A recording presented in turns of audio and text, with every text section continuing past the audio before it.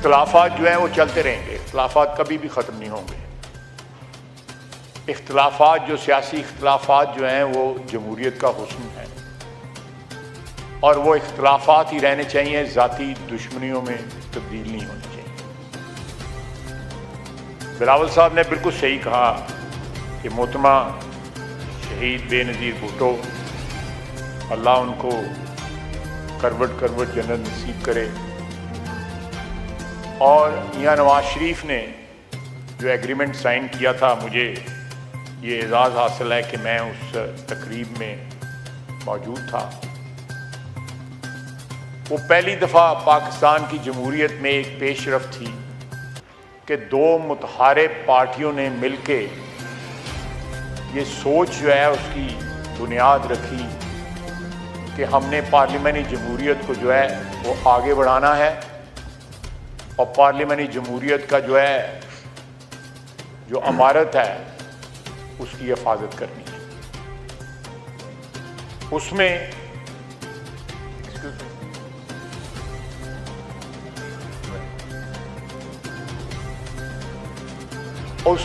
रखने आए, जिस तरह बिलावल साहब ने उनकी निशानदेही भी की, लेकिन कहीं भी एक दफ़ा भी सिंस 2006 कोई लम्हा ऐसा नहीं आया कि हमने 90 की दहाई के जो तलखी है उसकी तरफ खुदा न खास्ता जो है रिवर्ट बैक किया। हमारे राब्ते भी रहे, इख्तलाफात भी रहे, लेकिन सबसे बड़ा मुजाहरा जो है, खुशी शाह साहब बैठे हुए हैं, 2013-14 का जब धरना हुआ तो इस अदारे की के वक़ार की हिफाजत के लिए और सरबुलंदी के लिए सारी पार्टियां जो उस वक्त हाउस में मौजूद थी वो मुत्तहिद हो। पार्लियामेंट की बिल्डिंग पे कब्जा हुआ, यहां हम पिछले दरवाजों से आते थे। ये ऐसी कोई प्रेसिडेंट दुनिया की किसी भी पार्लियामेंट में मौजूद नहीं है कि पार्लियामेंट की बिल्डिंग पे कब्जा हो जाए और वहाँ पे एक दिन ही, 2 दिन नहीं, कई हफ्ते बल्कि महीने जो है लोग वहीं नहाते थे, वहीं कपड़े बदलते थे, वहीं कपड़े सुखाते थे अपने। आपने भी देखा, मैंने भी देखा और बड़ी दुनिया ने देखा। मेरे भाइयों ने जो पीपल्स पार्टी की उस वक्त क़यादत थी, उन्होंने उस स्पिरिट में काम किया जिस स्पिरिट में 2006 का मिसाक जमहूरियत जो है वो साइन किया गया। हम उसको फिर रिवाइव कर सकते हैं, उसको ब्रॉड बेस्ड कर सकते हैं।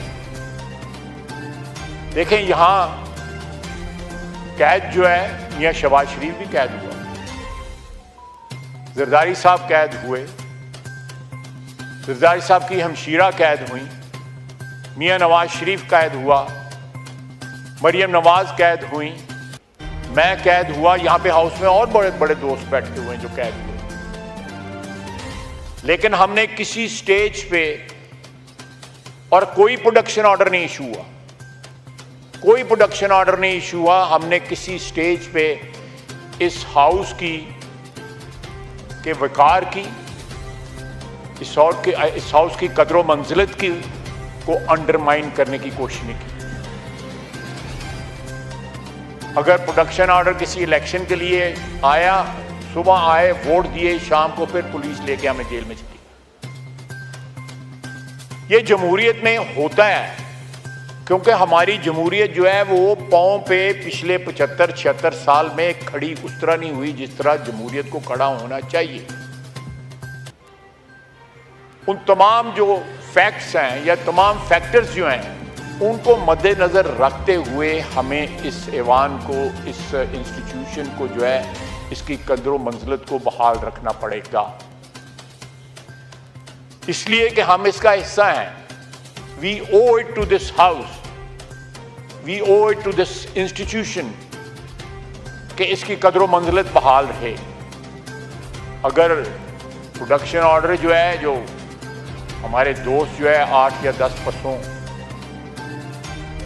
गिरफ्तार हुए हैं, अगर आप उनके प्रोडक्शन ऑर्डर इशू करते हैं, मुझे कोई इतराज नहीं है। मैं को टेट फॉर टैट के हमारे प्रोडक्शन ऑर्डर नहीं इशू हुए और आपको भी नहीं करने चाहिए। असद कैफ साहब ने इशू नहीं किए और आपको भी नहीं करने चाहिए। नहीं, ये नहीं होना चाहिए। और मैं इस बात का भी हामी हूं कि जनाब स्पीकर के अगर जो तकारीर हुई उस दिन यहाँ जलसे में और जो लैंग्वेज चीफ मिनिस्टर केपी ने इस्तेमाल की, अगर वो लैंग्वेज इस्तेमाल ना की होती तो ये वाकया जो है ना होता। अगर ये वाकया आइसोलेशन में हुआ होता, उस रिएक्शन में ना हुआ होता तो मैं इसको जरूर कंडेम करता। लेकिन जब आप हदूद क्रॉस करते हैं, आप जब फेडरेशन को चैलेंज करते हैं, आप आइन को चैलेंज करते हैं, जब आप जमहूरियत की बुनियादों को जो है कमजोर करते हैं कि आप लश्कर लेके आएंगे, पंजाब पे हमला आवर होंगे, आप जो है बारात लेके जाएंगे नाम लेके मरियम नवाज का, ये इस किस्म की बातें जो हैं ये खुदकुशी के मुतरादिफ हैं। जनाब स्पीकर, ये खुदकुशी के मुतरादिफ हैं। जमहूरियत के लिए, इस हाउस के लिए, आइन के लिए खुदकुशी के मुतरादिफ हैं। अगर परसों रात जो है को उसमें कोई लाइनें क्रॉस हुई, कोई लाइन क्रॉस हुई तो उस दिन जलसे के अंदर तो कई लाइनें क्रॉस हो गई, आइन की, फेडरेशन की, इस मुल्क की वादत की और इखलाक की तो बात जाने दें। अगर इमरान खान साहब गिरफ्तार हैं तो हमारी लीडरशिप भी गिरफ्तार है। हमने उसको ये इशू नहीं बनाया।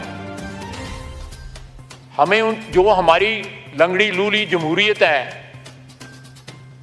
जो एक सिस्टम जो हमारे यहाँ पे चल रहा है, उसको बरकरार रखने के लिए 2-2.5 साल मियां नवाज शरीफ कैद रहा, हमजा शहबाज शरीफ जो है 23-24 महीने कैद रहा,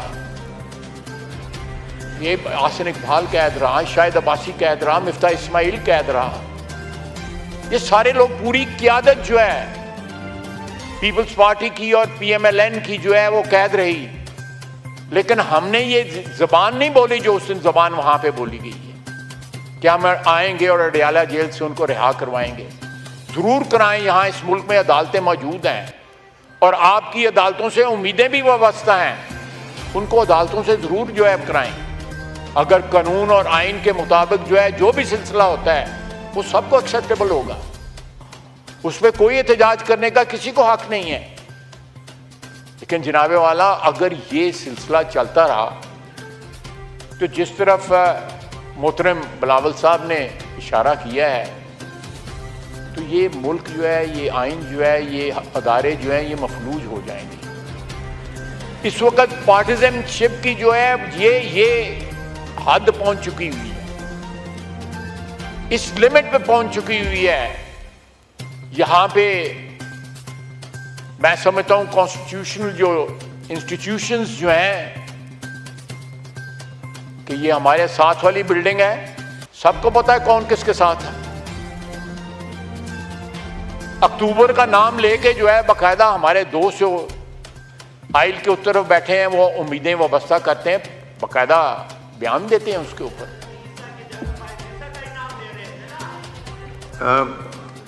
ये आप क्यों चाहते हैं कि फिर माहौल ख़राब हो? अब एक उन्होंने बिलावल साहब ने इतनी अच्छी बात की, ख्वाजा साहब भी देखें पॉजिटिव बात कर रहे हैं, आप फिर सारा कुछ बिगाड़ना चाह रहे हैं। जी ख्वाजा साहब जी। नहीं, मोनू वैसे कोई फर्क नहीं पड़ता।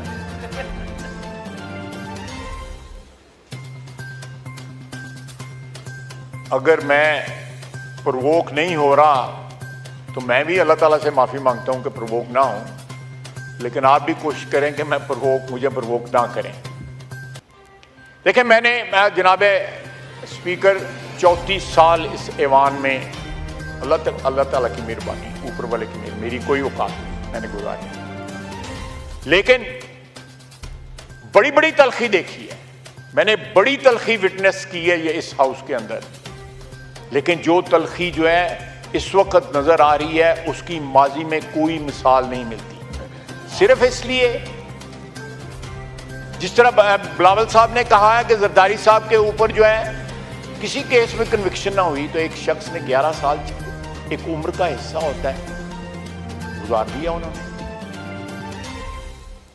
लेकिन यहां पे एक इशू है कि केसेस मौजूद हैं, कन्विक्शन मौजूद है, इनको इख्तलाफ होगा, बिल्कुल इख्तलाफ होगा उन डिसीजंस के साथ, सबको इख्तलाफ होगा, हक है उनका इख्तलाफ करना।